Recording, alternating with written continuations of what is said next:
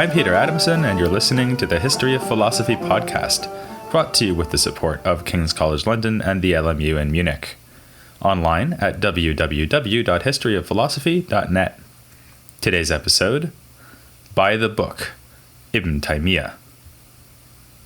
It's a thankless job being a critic of philosophy.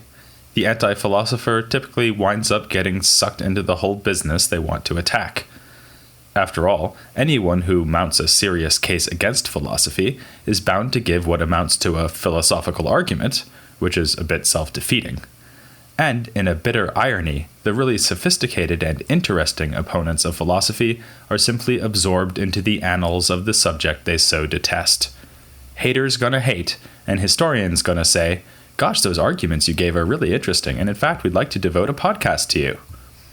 So it is that we've covered numerous thinkers who positioned themselves against the philosophical systems of their day, from ancient skeptics like Carneades and Sextus, to Christian theologians hostile to Hellenic philosophy, like Irenaeus and Tertullian, to opponents of philosophical rationalism in Judaism.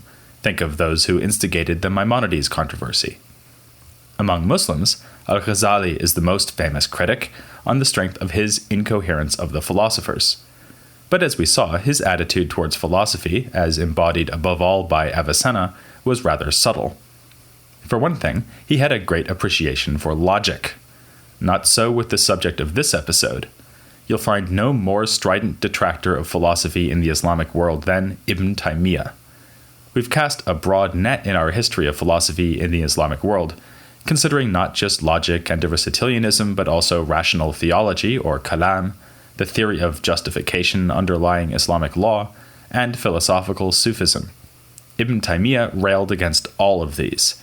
He advocated a return to the original teachings of the Quran and the first generations of Muslims, those who lived close to the time of the Prophet Muhammad, and thus had privileged access to his teachings and their meaning. His appeal for Islam to go back to its roots is directly relevant to political issues in the Islamic world today. A villain to some and hero to others, Ibn Taymiyya has been blamed, or praised, for launching an anti-rationalist traditionalism which became a dominant force in Islamic culture and which inspires radical Islamists today.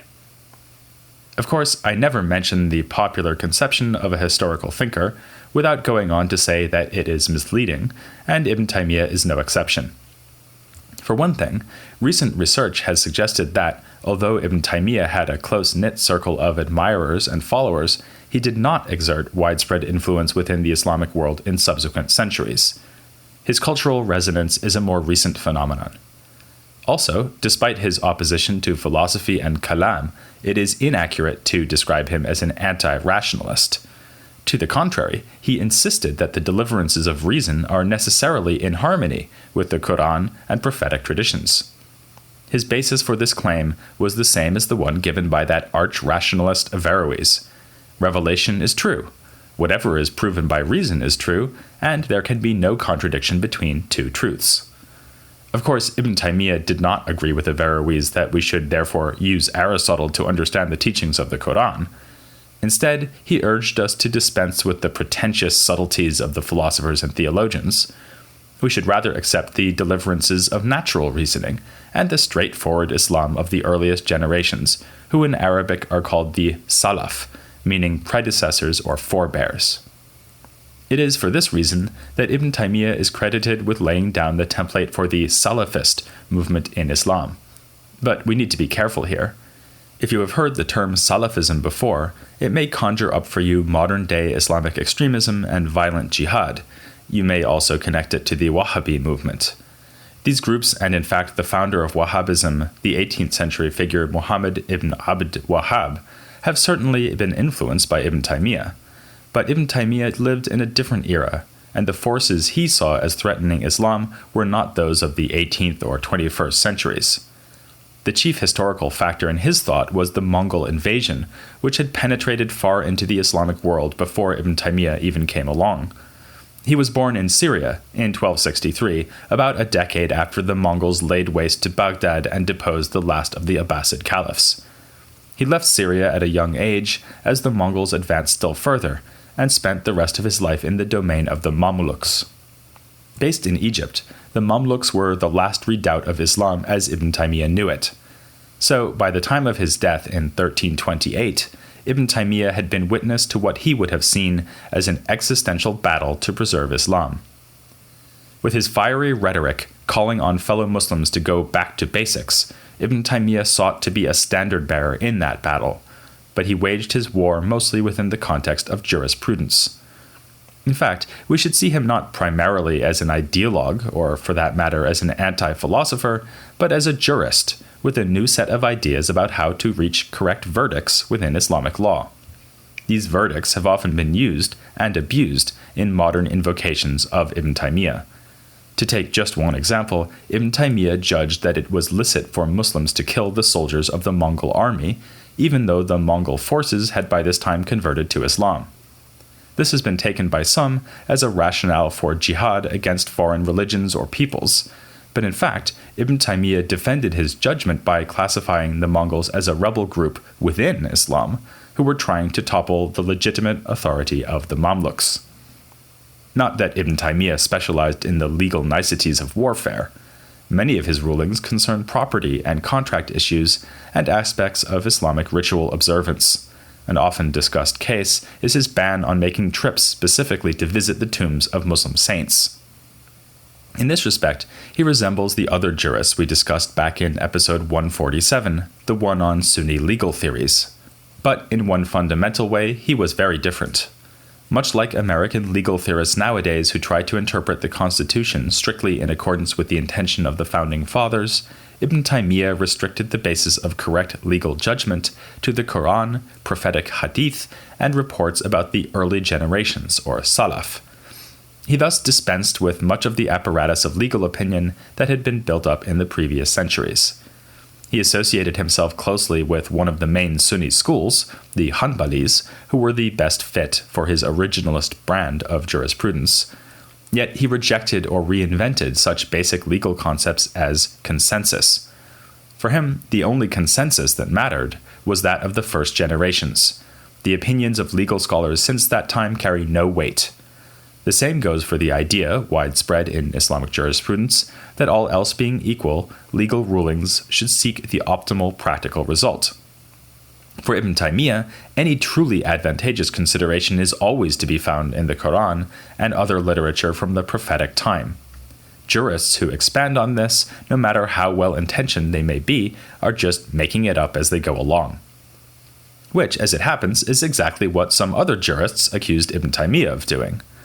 Just as today's American constitutional originalists are charged with foisting their own political views on the Founding Fathers, so Ibn Taymiyya had trouble convincing everyone that he was merely following the judgments of the Salaf.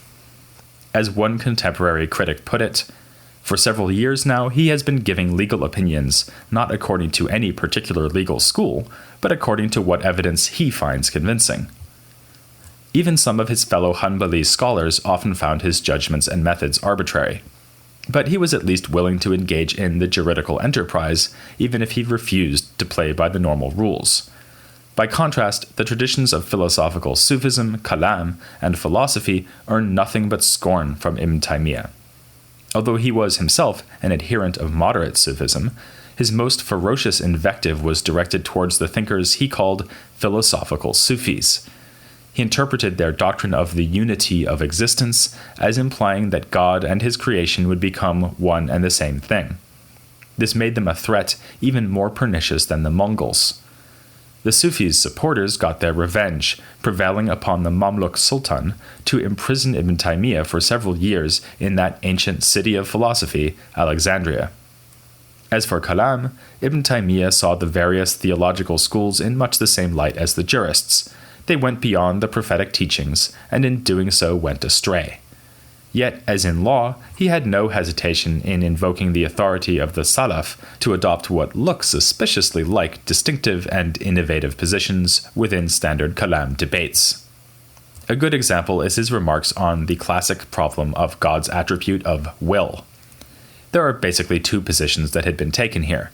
First, the view of the Asharite theologians who had made God's will unrestricted and tied it to events arising in the created universe.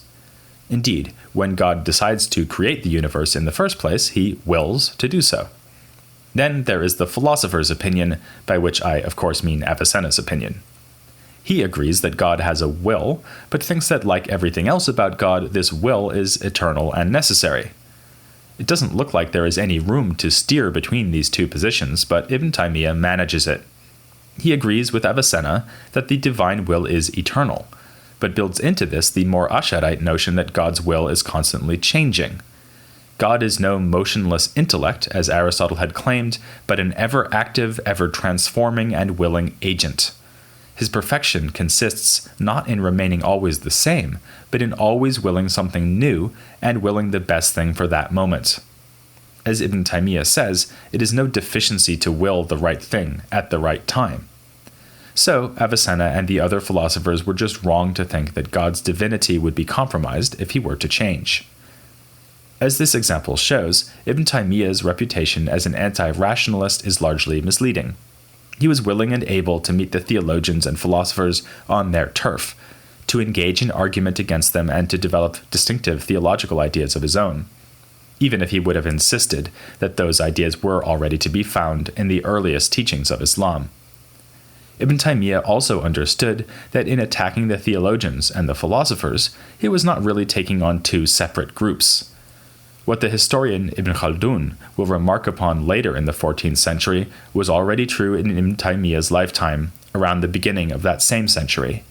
Avicennan philosophy had wormed its way into Kalam to the point where the two were hardly distinguishable anymore. Both Ibn Taymiyya and Ibn Khaldun see expertise in logic in particular as the marker distinguishing the later Kalam of their time from the early Kalam, which we looked at in the episodes on the Mu'tazilite and Asharite schools. Logic's role in the education of religious scholars alarmed Ibn Taymiyya. He spoke out against numerous aspects of philosophy, rejecting, for instance, the Avicennan theory that celestial intellects serve as an intermediary between God and our earthly realm. But it was the philosopher's logic and its attendant theory of knowledge that provoked his most interesting and detailed critique.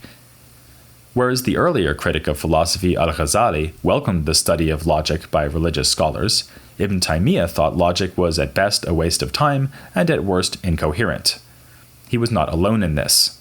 One forerunner was the Hadith scholar Ibn as-Salah, who in the first half of the 13th century had issued a legal ruling prohibiting the study of logic. He condemned it as the first step towards the study of philosophy, describing its greatest exponent, Avicenna, as the devil of the human devils. Echoing al-Ghazali's opinion that Avicenna's theories made him an apostate, Ibn as-Salah urged that the death sentence would be appropriate for anyone who refuses to give up on the study of logic and philosophy. As for Ibn Taymiyya, I already mentioned in a previous episode his comparison of logical expertise to camel meat at the top of a mountain, hard to reach and not worth the effort. He also says that using logic is like being told to point at your left ear and reaching all the way around your head with your right hand to do it, instead of just using your left hand. Both comparisons appear in his enormous treatise, The Refutation of the Logicians, which was provoked by his meeting with a philosophy enthusiast in Alexandria. Ibn Taymiyya's extensive knowledge of authors like Abul Barakat al-Baghdadi, Suhrawardi, and Fakhruddin Arazi meant that he was well acquainted not only with logical theory, but also with doubts that had been raised concerning this theory. Taking a leaf out of Suhrawardi's book, he begins by questioning the philosopher's claim that knowing something presupposes being able to define it. This idea had a long pedigree, of course. It played a central role in Socrates' relentless questioning of his fellow Athenians, and again in Aristotle's epistemology. But, in Ibn Taymiyya's opinion, definitions do nothing at all to bring us to knowledge. Rather, it is your knowledge of something that allows you to recognize a definition as correct. If anything gives us knowledge, it is a demonstrative proof, not a definition. Here too, though, the philosophers stand on shaky ground. They have rather restrictive rules for what counts as a demonstration. It must be a syllogism with exactly two premises, which are universal in scope. You won't be surprised to hear that Ibn Taymiyya disagrees.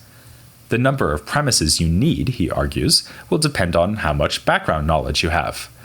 If someone learns that the Prophet forbids the drinking of intoxicating beverages, he might immediately infer that he shouldn't drink wine. Someone else might first need to learn that wine is an intoxicating beverage.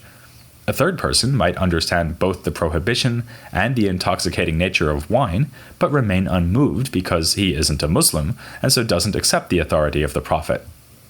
Ibn Taymiyya uses the same example to argue that legal judgments don't need to involve syllogistic arguments at all. If you should learn that the Prophet prohibited intoxicating beverages, then so long as you are Muslim and know what an intoxicating beverage is, you have knowledge with no need for any argument.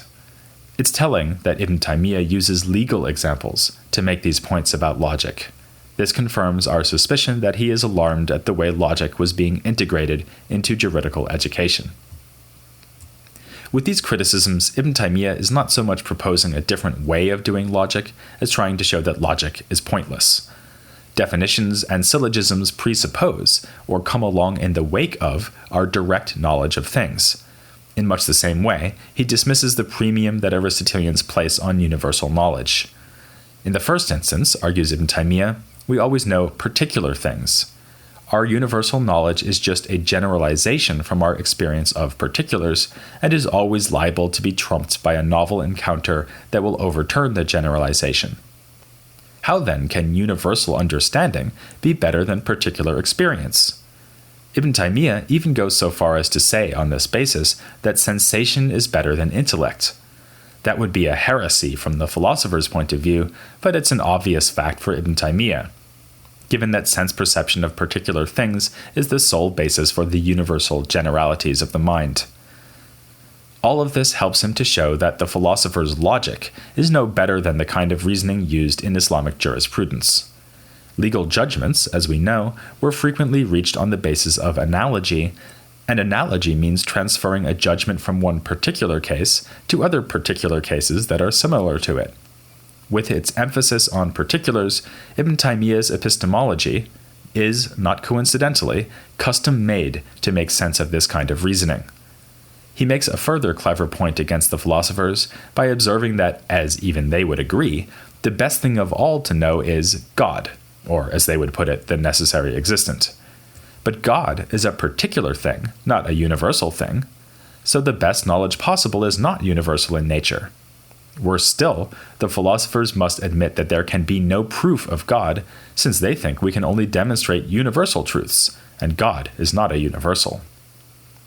As Ibn Taymiyya enumerates the weak points of logic, it becomes clear that however pointless this science is, he has mastered it fairly well. In this, he is unlike previous critics, notably the grammarian As-Sirafi. You may remember that he trounced the Baghdad Aristotelian philosopher Abu Bishr Mata in a debate over the relative merits of logic and grammar, but without getting much into the details of logical theory.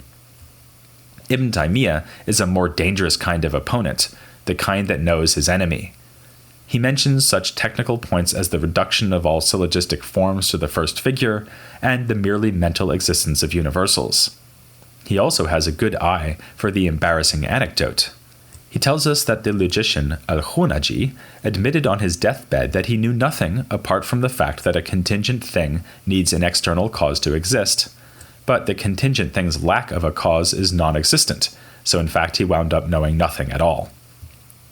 This is not to say that Ibn Taymiyya's critique of logic is always well-grounded.